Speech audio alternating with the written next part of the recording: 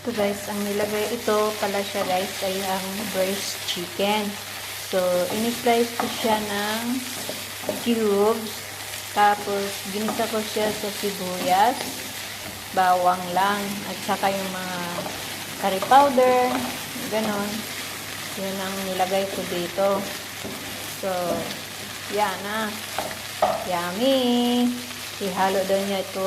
Inan ko, aywan ko kung ang ihalo niya dito parang kanin din siguro. Kasi nagpaluto ng kanin. O, ito yung kanin. May spinach yan at saka charia. Yung parang ano sa atin ba? Hinaluan ng gulay dyan. Yun ang kanin. Diba? So, waiting tayo mamaya kung ano ang resulta nito sa ating luto. So, ito na. That's it. Bye-bye.